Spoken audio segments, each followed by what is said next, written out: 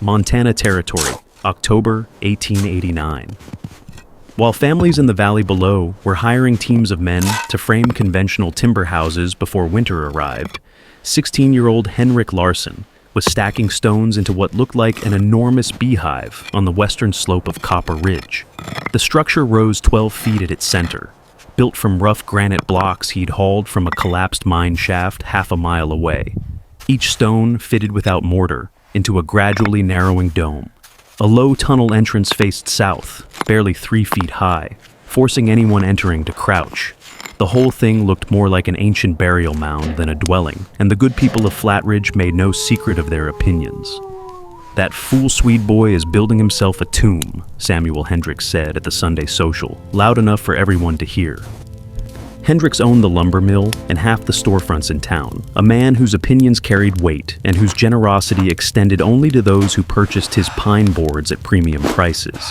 Come January, they'll find him frozen solid in that pile of rocks, and we'll have wasted a perfectly good Christian burial on stubbornness. But Henrik had no intention of dying. He had spent 3 years learning from his grandmother Asta before she succumbed to pneumonia the previous winter. And she had taught him that fighting the mountain cold with imported wood and iron stoves was like trying to hold back the Missouri with a butter churn. The mountain gave what you needed, she'd said, if you were willing to listen and learn from those who'd lived here long before white men brought their blueprints. Before we continue with Henrik's remarkable story, I want to know, where in the world are you watching this from? Drop your location in the comments below. And if you're enjoying this story of a 16-year-old orphan who survived Montana's deadliest winter, using nothing but stone and ancient wisdom, hit that like button, share this with someone who needs to hear it, and subscribe to this channel for more incredible stories of ordinary people who accomplished extraordinary things. Your support helps us bring you more amazing true stories like this one. Now, let's get back to Henrik's story. Henrik remembered the summer he turned 11 when Asta had taken him into the high country to see the old shepherd's huts built by Basque herders who'd worked these mountains in the 1860s. They were stone structures, smaller than what he was building now, but constructed with the same principle.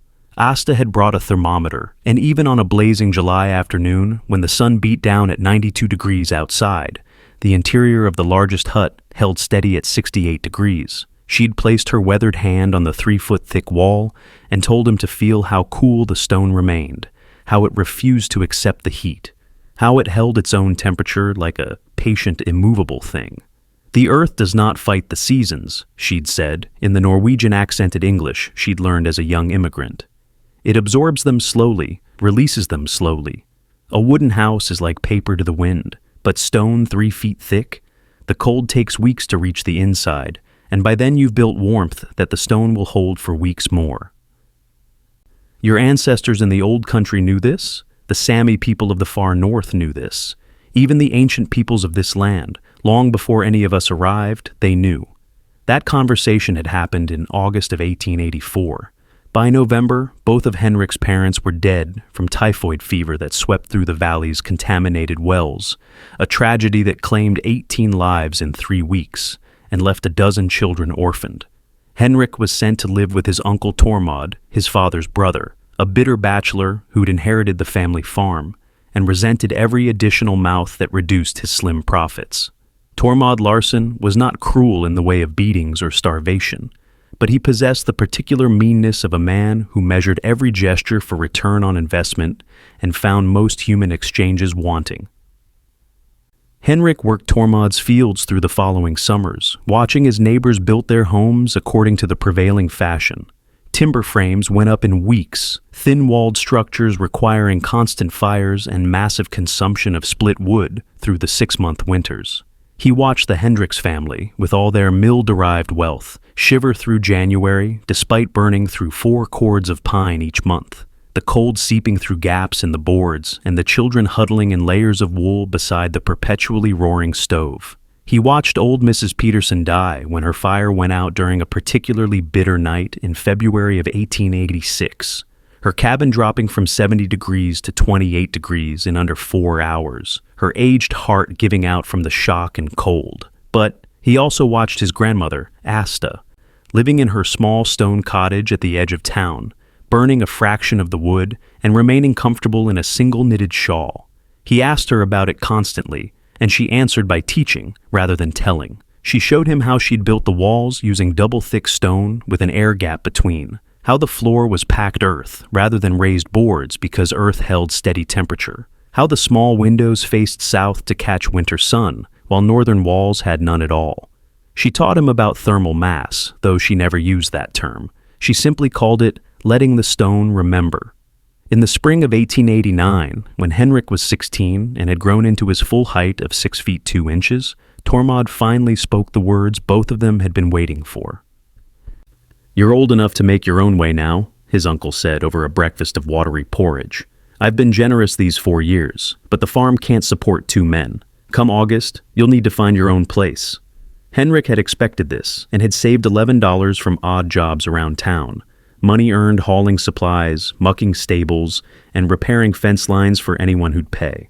In early June, he purchased a useless tract of land that had defeated 2 previous owners, 40 acres on Copper Ridge's western slope, that everyone agreed was too steep, too rocky, and too exposed to prevailing winds to support anything profitable. He paid $6 for it, leaving him $5 for tools and supplies. What the previous owners had seen as fatal flaws, Henrik saw as advantages. The slope faced southwest, catching maximum sunlight during short winter days. The rocky soil that prevented farming meant abundant building material already on site. The exposure to winds, properly channeled, would prevent snow from piling against walls. And most crucially, the collapsed mine shaft from an abandoned copper claim provided hundreds of already quarried stones, free for the hauling. He moved to the property in July with everything he owned: 1 wool blanket, a cast iron pot, a shovel, a pick, a small axe, a knife, a tinderbox, a battered copy of his grandmother's Bible with her notes in the margins, and the 11-cent thermometer Asta had given him before she died.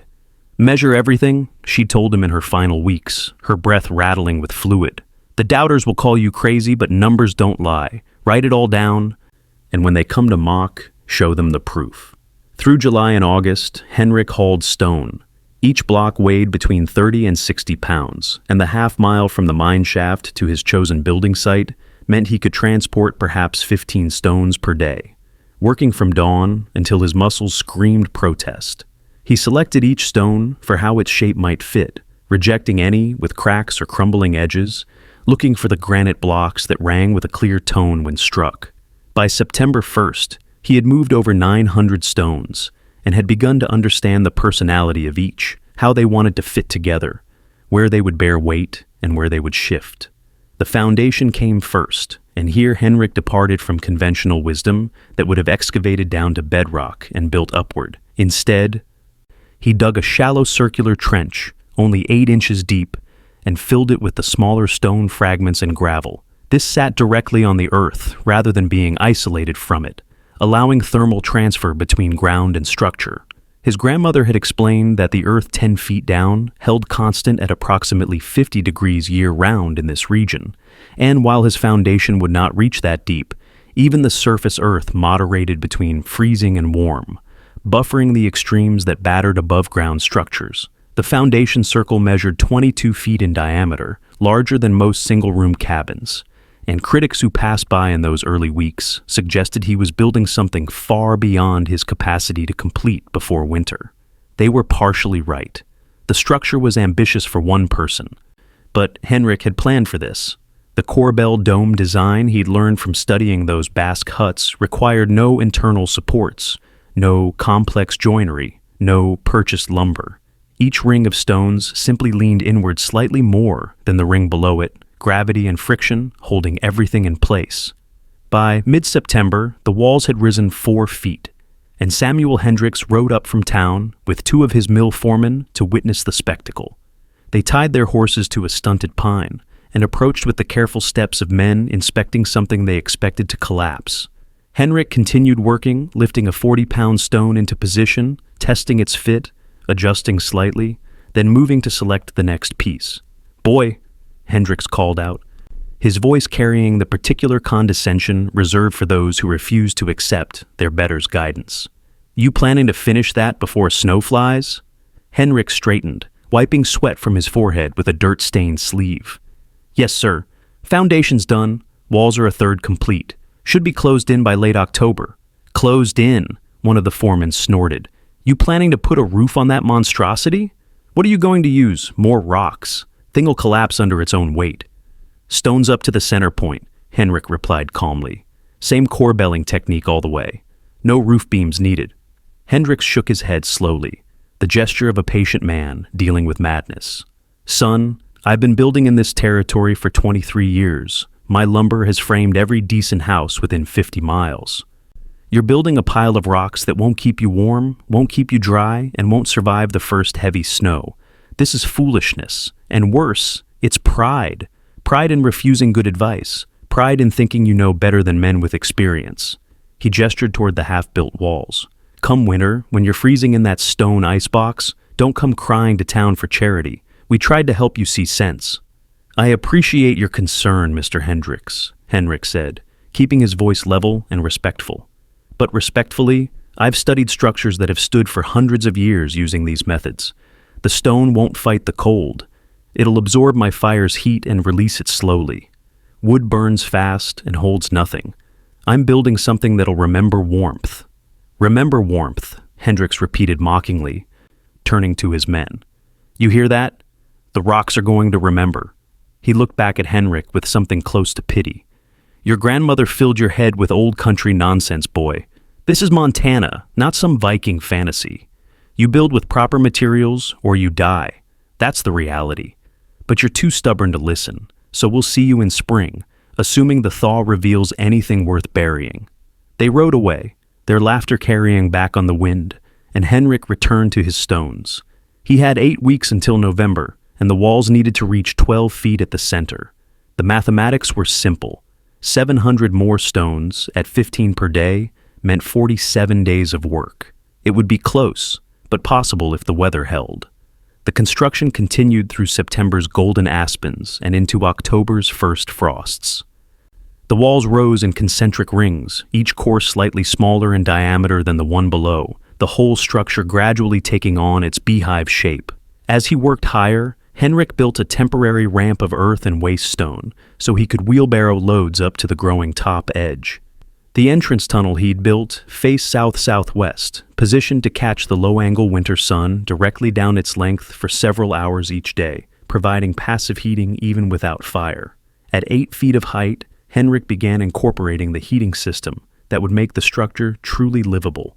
This was knowledge his grandmother had adapted from multiple sources: the Korean Ondel system of underfloor heating, the Russian masonry heater principle, and the simple observation that heat rises and stone holds energy. He built a small fireplace not in the traditional wall position, but as a central column, a cylindrical structure 3 feet in diameter that rose from floor to ceiling. The fire chamber itself was small, no more than 18 inches square, but its smoke did not vent directly upward. Instead, the exhaust gases traveled horizontally through a network of channels built into that central column, heating the stones thoroughly before finally rising to a vent at the dome's peak. This meant that a small fire, burning perhaps 5 pounds of wood, would heat hundreds of pounds of stone in that central mass. The heated stone would radiate warmth in all directions for hours after the fire died. Conventional iron stoves in timber houses provided intense heat while burning and went cold within an hour of the fire's end, requiring constant feeding. Henrik's design would burn hot for 2 hours and provide comfortable warmth for 12 or more as the thermal mass slowly released its stored energy. The technical principle was straightforward. Stone has a specific heat capacity approximately 4 times that of air and twice that of water. In practical terms, this meant that raising 100 pounds of granite by 1 degree required 4 times more energy than heating an equivalent volume of air, but once heated, that stone would cool 4 times slower, continuing to release energy long after a conventional heat source would have grown cold. The central column Henrik was building would weigh over 3,000 pounds when complete. Even a modest temperature increase from 60 degrees to 90 degrees would store 90,000 BTUs of energy that would radiate slowly into the interior space. By mid-October, with the walls at 10 feet and the dome beginning to curve inward more dramatically, Henrik's hands were raw despite the calluses he had built, and his back ached with a deep grinding pain that never quite left. But the structure was taking final form, and more importantly, it was proving solid. He'd built a test section of wall and deliberately tried to destabilize it, pushing with his full weight and strength, and the stones had not shifted even a fraction of an inch. The corbelling technique, properly executed with careful stone selection and tight fitting, created a compression structure where every stone's weight helped hold its neighbors in place. On October 23rd, a young teacher named Ellen Walsh rode up from Flatridge with genuine curiosity rather than mockery in her expression. She'd arrived in town that September to teach at the one-room schoolhouse and had heard the stories about the crazy Swede boy building a stone igloo on Copper Ridge. Unlike the established residents, she had no investment in conventional building methods and had taught in various Western settlements where she'd seen mining camps fail and boom towns collapse under their own poorly constructed weight. "Mr. Larson," she called out as she dismounted, securing her horse carefully. "I hope I'm not disturbing your work. I'm Ellen Walsh, the new school teacher. I've been hearing about your construction project, and I wanted to see it for myself." Henrik climbed down from the dome's top edge, where he'd been fitting stones into the narrowing circle that would soon close the structure entirely. "Miss Walsh," he replied, wiping stone dust from his hands. "You're welcome any time, though I'm afraid there's not much to see yet, except rocks." She circled the structure slowly, her hand occasionally reaching out to touch the walls, her eyes taking in the entrance tunnel, the carefully graded drainage around the foundation, the growing dome shape. "How thick are these walls?" she asked. 3 feet at the base, narrowing to about 2 feet near the top, Henrik said. "The entrance tunnel walls are 2 feet thick." "And you're planning to live here through winter? How will you heat it?" He explained the central column design, the heat channeling principle, the thermal mass concept. Ellen listened carefully, asking clarifying questions that demonstrated she was actually following the logic rather than simply being polite. When he finished, she was quiet for a long moment, her gaze moving from the structure to Henrik and back again. "That's actually clever," she said finally. "I had a friend in Pennsylvania whose family immigrated from Germany. They had something similar in their old farmhouse, a masonry heater that used a fraction of the wood our iron stove consumed. Everyone thought it was strange until they realized the Mullers were buying 1 cord of wood where we were buying 6. She smiled slightly. "Of course, everyone still used iron stoves because that's what you bought at the store, and the Mullers were considered odd for their foreign ways. But their heating bills didn't care about public opinion." Henrik felt something loosen in his chest, a tension he hadn't fully acknowledged until this moment of small validation. "Your friends still live there?" "No," Ellen said, her expression dimming slightly. "The family sold the farm when old Mr. Muller died. The buyer tore out the masonry heater because it looked primitive, installed a modern iron stove. Within 3 years, he'd abandoned the property because he couldn't afford the wood to heat it properly through their winters." She shook her head. "Progress, they called it." She stayed another 20 minutes, asking about his timeline and where he'd learned the technique, and Henrik told her about his grandmother, about the Basque huts, about the principle of working with the mountain's nature rather than fighting it. When she left, she wished him luck with genuine warmth, and Henrik felt less alone as he returned to his stones. The first snow fell on October 29th, a light dusting that melted by noon but served as warning. Henrik worked longer hours now, starting before dawn and continuing until darkness made it impossible to see whether stones were properly fitted. On November 7th, he placed the final capstone, a flat piece of granite that covered the small vent opening at the dome's peak, completing the structure. The entire building had taken exactly 4 months from first foundation stone to final closure. The interior was rough and empty, lit only by the small doorway and by the vent hole before he'd capped it. Henrik spent the next week finishing details, smoothing the earthen floor and treating it with a mixture of clay and ash to harden the surface, installing the fire grate in the central column, building a simple wooden door for the entrance tunnel, and constructing a short chimney extension above the vent to prevent snow from blocking it. He moved his few possessions inside on November 15th and lit his first fire in the central column that evening, burning scrap wood he'd collected from various abandoned claims in the area. The transformation was immediate and extraordinary. The small fire, consuming perhaps 4 pounds of split pine, heated the central column's stones until they were almost too hot to touch. Within 2 hours, the interior temperature had risen from 43 degrees to 71 degrees. Henrik let the fire die to coals and then go cold entirely, monitoring his precious thermometer through the night. By morning, 12 hours after the fire had gone out, the interior still measured 62 degrees, while the outside temperature had dropped to 19 degrees overnight. The stones were releasing their stored heat exactly as his grandmother had promised, and the thick walls prevented that warmth from escaping into the cold mountain air. Henrik began keeping detailed records in the margins of his grandmother's Bible, the only paper he owned: date, outside temperature, inside temperature, fire duration, wood consumed, and subjective comfort notes. November 16th, outside 20 secondig, inside 60 fortig, fire. 2 hours, 4 lbs wood, comfortable in shirt sleeves. November 20th, outside 80, inside 61, fire. 3 hours, 5 lbs wood, slept with single blanket. November 23rd, outside, 40, inside, 58, fire. 3 hours, 6 lbs wood, hands and feet warm throughout day. The pattern was consistent and remarkable.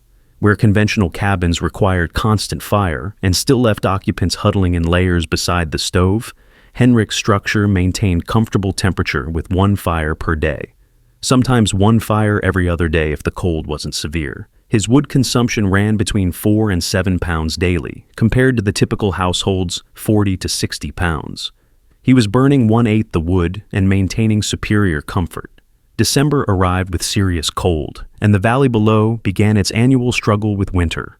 In town, families burned through their wood piles faster than expected, and several households had already sent urgent orders to Hendriks's mill for additional cords at winter premium prices. The cold snap in mid-December brought temperatures down to 14 below zero for 3 consecutive nights, and 2 elderly residents died in their sleep from the cold, their families unable to keep fires burning strong enough through the night. On December 18th, Ellen Walsh made the difficult journey up to Copper Ridge, concerned that Henrik might be suffering, or worse. She'd heard no word from him since the snows had begun in earnest, and she had worried through several sleepless nights about finding his frozen body in that stone tomb everyone had mocked. The ride took nearly 3 hours through snow that reached her horse's knees in places, and by the time she reached the ridge, her face was numb, despite the wool scarf wrapped around it, her hands clumsy and aching, despite thick gloves. The stone structure sat exactly as she remembered, looking no different under its coating of snow, except for the thin wisp of smoke rising from the center vent, and the notably clear area around the entrance where snow had melted from radiant heat. She dismounted awkwardly, her legs stiff from the cold ride, and approached the low door with growing confusion. The structure should have been an oven to keep him alive in this cold, burning wood, frantically to fight the 14 below temperature. But the smoke was minimal, barely visible, suggesting a tiny fire or coals rather than a roaring blaze. She knocked, and after a moment, the door opened. Henrik stood there in his shirt sleeves, no coat, no layers, looking as comfortable as if it were a mild spring day. His face registered surprise at seeing her, then immediate concern. "Miss Walsh, what are you doing up here in this weather? Come in quickly before you freeze." He ushered her inside, and she had to crouch to navigate the entrance tunnel, but then it opened into the domed interior space, and she stopped so suddenly that Henrik almost walked into her back. The overwhelming physical sensation of warmth hit her like a wave, so intense after the brutal cold outside that it felt almost disorienting. The air was comfortable, dry, and still. The walls seemed to radiate gentleness, not the harsh heat of an iron stove, but something deeper and more pervasive. The earthen floor was warm beneath her boots. The entire space felt impossibly, incredibly comfortable, like walking into a summer cottage after a spring rain. "What temperature is it in here?" she managed to ask, her voice tight with shock. Henrik walked to where his thermometer hung on a peg driven between stones. "Right now, 67 degrees, he said. "It was 72 earlier, but I let the fire go out around mid-morning." Ellen looked around wildly, searching for the roaring fire that must be maintaining this temperature. The central column stood in the middle of the space, and she could see the small fire chamber, but it contained only glowing coals, no active flame. "How much wood are you burning?" "Today? About 5 pounds. I had a fire going for maybe 2 hours this morning, and the coals are still keeping the column warm. It'll stay comfortable all day, and most of the night." "I'll build another small fire tomorrow morning." He moved to the central column and placed his palm flat against the stone. "Feel this." She stepped forward and touched the stone where he indicated. It was warm, deeply and thoroughly warm, the heat seeming to radiate from its very core. Not surface heat that would fade in minutes, but something fundamental, as if the stone itself had become a living heat source. "My grandmother called it stone memory," Henrik said quietly. "The column weighs over 3,000 pounds. It takes hours to heat, but once it's warm, it stays warm for hours more. It's not fighting the cold, it's just releasing what it stored. And the walls are so thick that the heat can't escape fast. I'm not heating air that leaks away. I'm heating mass that holds and releases." Ellen's worldview was undergoing rapid reconstruction. She'd ridden up here expecting to rescue or bury a foolish boy. Instead, she'd found someone more comfortable than anyone in town, using a fraction of the resources, looking relaxed and healthy while the valley below suffered. "Everyone thinks you're dying up here," she said. "They think you're huddling in a freezing stone box, burning through whatever wood you can scavenge, barely surviving." Henrik smiled slightly. "I know, but I'm keeping records, dates, temperatures inside and outside, wood consumption, everything. When they're ready to listen, I'll have the proof." "Show me," Ellen said, and he retrieved his grandmother's Bible, opening it to show the careful notations filling every margin and blank space. She read through November and December's entries, seeing the pattern repeat with mechanical consistency. Outside temperatures plunging well below zero, inside temperatures never dropping below the mid-50s. Wood consumption remaining minimal. "This is extraordinary," she whispered. "You're burning 1/10 what my boarding house uses, and you're more comfortable than I've been all winter." They talked for nearly an hour, Henrik explaining each aspect of the design, and Ellen asking increasingly technical questions about heat flow, construction challenges, and whether the technique could be adapted to larger structures. When she finally prepared to leave, bundling herself back into her cold weather layers, Henrik insisted she warm up for another 10 minutes first, and offered her hot tea from his small kettle. The hospitality was simple but genuine, and Ellen accepted, delaying her departure into the brutal cold outside. "You need to tell people about this," she said as she prepared to mount her horse. "When winter's over, you need to show them what you've accomplished." "They'll need to ask first," Henrik replied. "I'm not going to force knowledge on people who've already decided I'm a fool, but when they're ready, I'll teach anyone who wants to learn." Ellen rode back to town, arriving half frozen, but with a story that would slowly begin changing minds. She told selected people, carefully choosing those who might listen rather than mock, and word began to spread that something unusual was happening on Copper Ridge, that the crazy Swede boy wasn't dead, that he was, in fact, thriving in conditions that were killing others.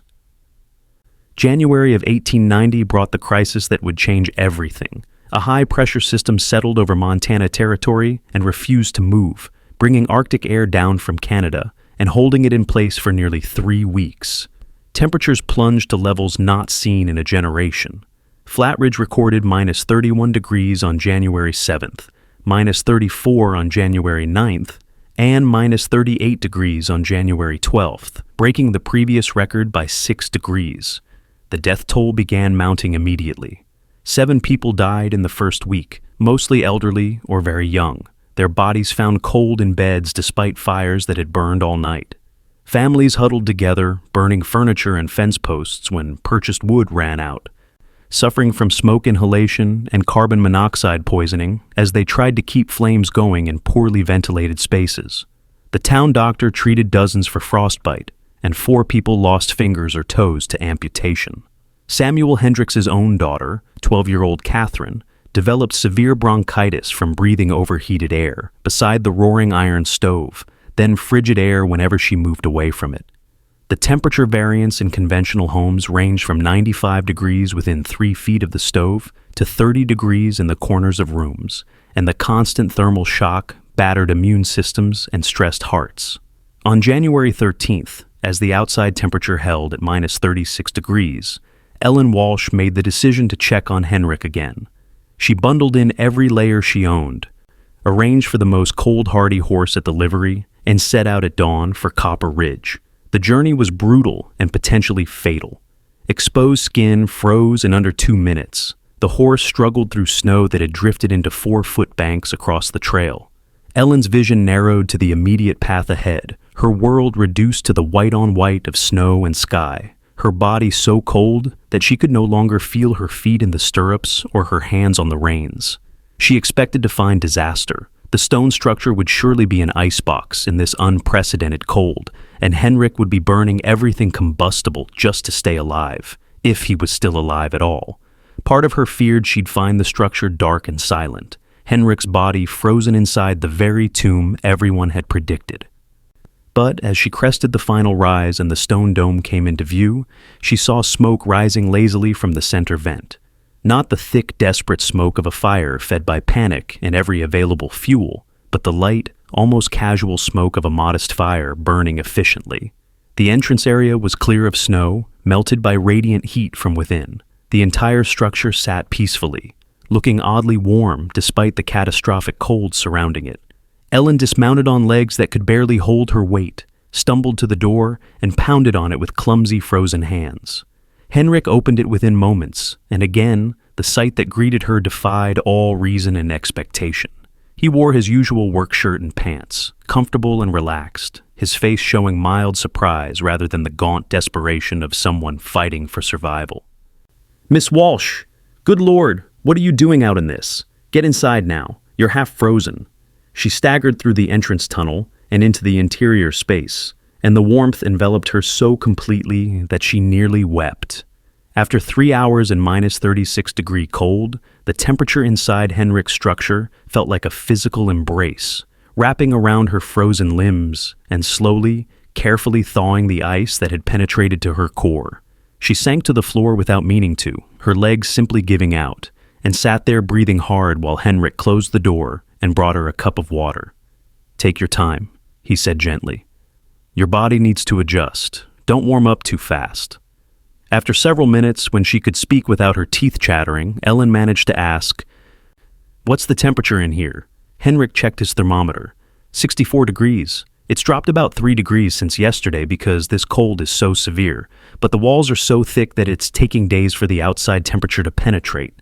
I've been keeping the fire going a bit longer each day, maybe 4 hours instead of 2, and that's holding it steady. "It's minus 36 outside," Ellen said, her voice still shaking. "How is this possible?" "The stone is protecting us," Henrik replied. "Those 3-foot thick walls are layers and layers of thermal mass. The cold is slowly soaking inward, but it has to get through 3 feet of granite, and by the time it reaches the interior surface, it's been moderated by all that mass. Meanwhile, my fire is heating the central column, and that warmth has only 20 feet of airspace to cross before it reaches the walls, warming them from the inside. It's a slow battle, cold pushing in and heat pushing out. But the walls are so thick that neither one wins quickly. I'm living in the buffer zone, where the temperature stays moderate." Ellen finally looked at him directly, and what she saw shattered any remaining doubts. He looked healthy, well-rested, and comfortable. His hands showed the calluses of hard work, but no signs of frostbite or cracking from cold. His face held color and life. While the valley below suffered and died, this 16-year-old orphan, living alone in a structure everyone had mocked, was thriving in conditions that were killing people in their conventional homes. "How much wood are you using?" she asked. "About 8 pounds a day during this severe cold," Henrik said. "Double what I was using in early December, but still far less than conventional houses. And I'm comfortable. I can sleep through the night without waking to feed the fire. I can move freely around the entire space without encountering cold pockets. The floor is warm beneath my feet. The air doesn't have that harsh, dry, overheated quality that comes from iron stoves." He walked to the central column and placed both hands on the stone. "Feel this. This column is storing heat from 4 hours of fire, and it'll release that heat for the next 12 hours. The walls are doing the same thing, slowly releasing the summer warmth they absorbed months ago, and slowly absorbing my fire's heat to replace what they're losing to the outside cold. It's all about thermal mass and time. Fast heating and fast cooling is what kills people in this weather. Slow and steady is what keeps you alive. Ellen stayed for 2 hours, warming completely and filling herself with the hot tea Henrik offered. She examined his records, now filling the final blank spaces in the Bible, and beginning to fill scraps of paper he'd scavenged from various sources. The data was irrefutable. Throughout this record-breaking cold snap, while Flatridge suffered, Henrik had maintained comfortable indoor temperatures using minimal fuel. "You have to come to town," Ellen said finally. "You have to show people this is possible. Do you understand what's happening down there? People are dying, Henrik. 7 dead already, and this cold shows no signs of breaking. Catherine Hendricks is desperately ill. The Johnsons burned their furniture and are now burning fence posts. People are suffering." Henrik was quiet for a long moment, his expression troubled. "I never wanted to prove I was right by other people suffering," he said. "I just wanted to survive winter and live my own way." "I know," Ellen replied, "but you have knowledge that could save lives. Not this winter. It's too late for that. But next winter and every winter after. You've proven that there's a better way to build in this climate. People need to know." "They'll say my records are lies," Henrik said. "Hendricks and the others who mocked me, they won't want to admit they were wrong." "Then show them," Ellen said.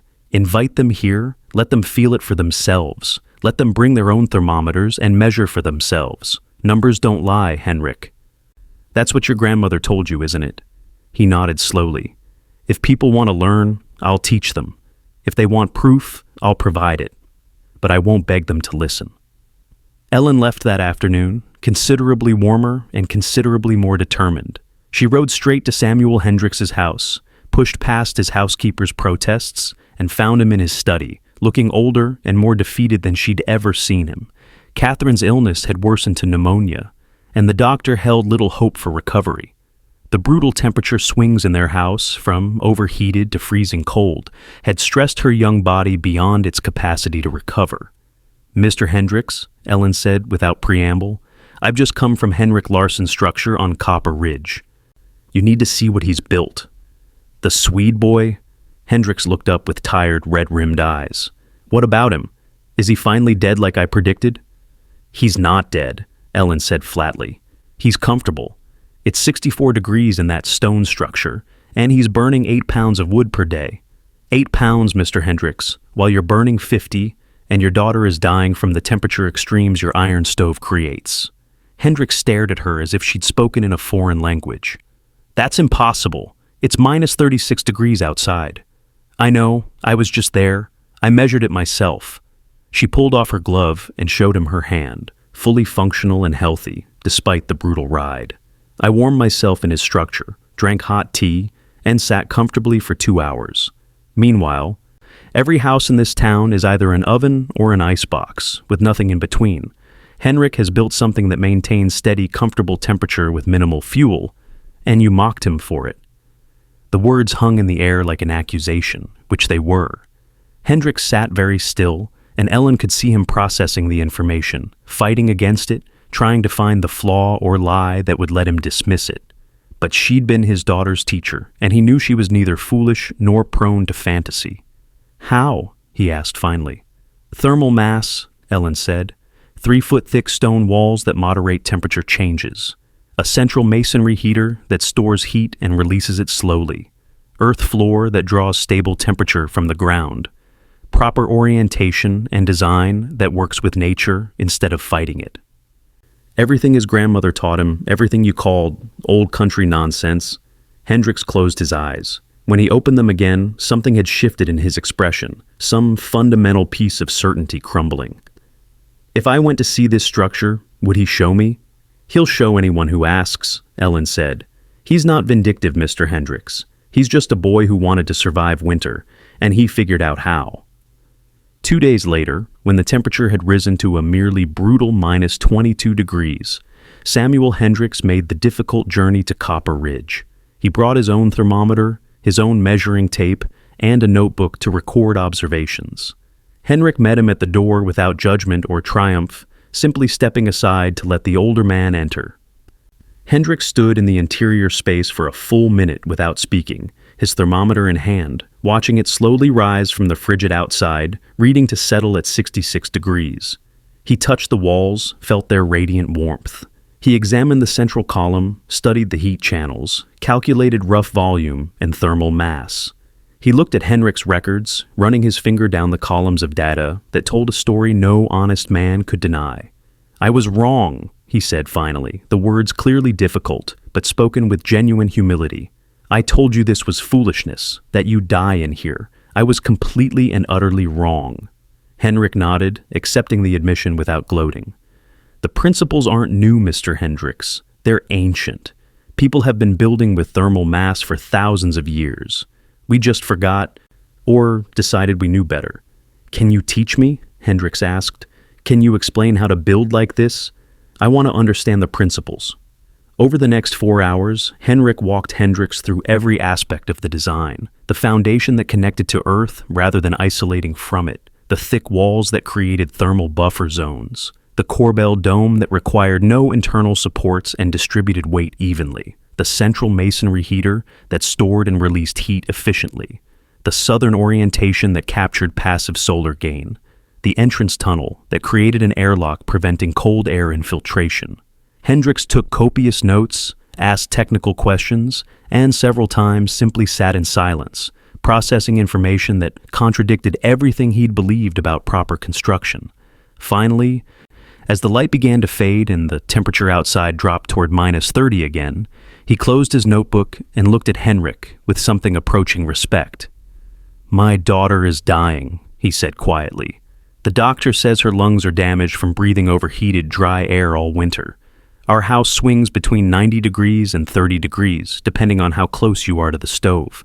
I've been burning 50, 60 pounds of wood per day, and we're still suffering. You're burning 8 pounds and living comfortably. I built the wrong house, and it's killing my family." Henrik didn't know what to say to that, so he said nothing, simply sitting with the older man's grief and regret. "If she survives this winter," Hendricks continued, "I want you to teach me how to build a structure like this for my family. And I want you to teach anyone else who will listen. I'll pay you for your time, and I'll provide materials and labor. This knowledge needs to spread. How many people have died this winter who could have survived if they had lived in houses like this?" "I'll teach anyone who wants to learn," Henrik said. "No payment necessary. My grandmother taught me freely. I'll teach others the same way." Word spread quickly after that.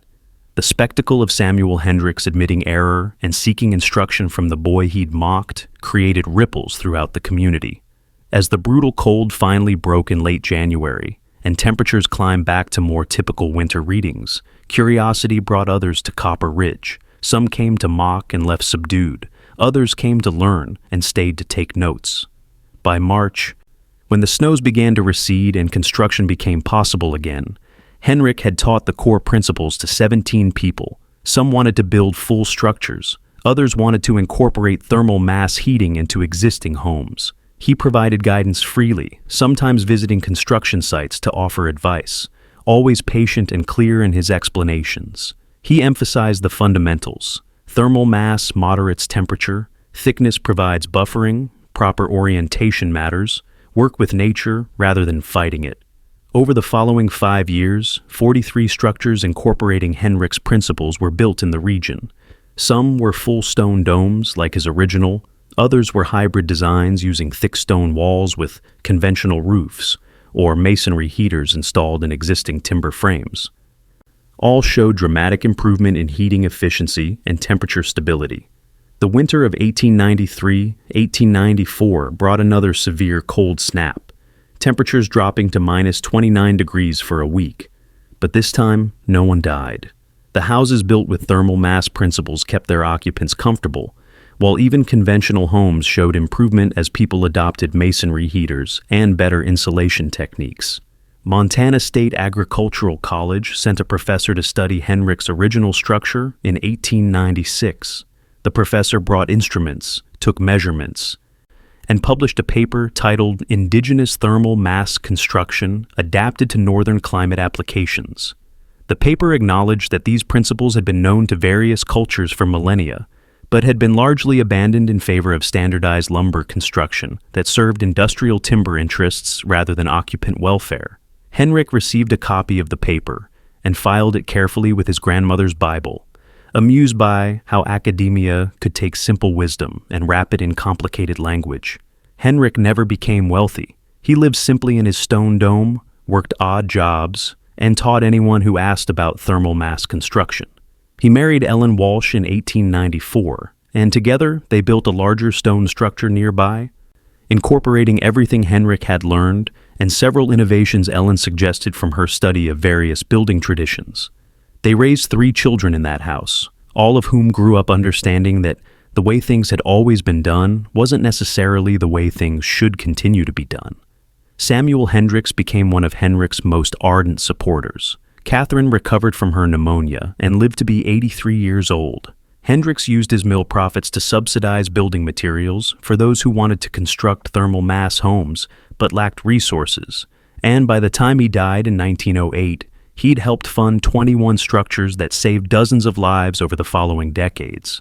Henrik Larsson lived in his original stone dome for 37 years, until his death in 1926 at age 53 from injuries sustained in a logging accident. By then, thermal mass construction principles had spread throughout Montana and into neighboring states, saving thousands of people from freezing and reducing wood consumption by factors of 5 or 10 in properly designed buildings. Henrik had built 17 additional structures over his lifetime, each one incorporating refined techniques and lessons learned, each one standing solid and warm. His funeral drew over 200 people, filling Flatridge's church to capacity and spilling into the yard. Ellen gave the eulogy, her voice steady despite her grief. "My husband was called a fool for building with stone when everyone else built with lumber," she said. "He was told he'd die in the structure that kept him warmer, safer, and more comfortable than any conventional house in this region. He proved that ancient wisdom, passed down through generations and across cultures, contained truths that our modern standardization had forgotten. He never sought wealth or fame. He simply wanted to survive winter, and he figured out how." Their eldest son, Thomas, who'd inherited his father's patient temperament and teaching gift, added his own words.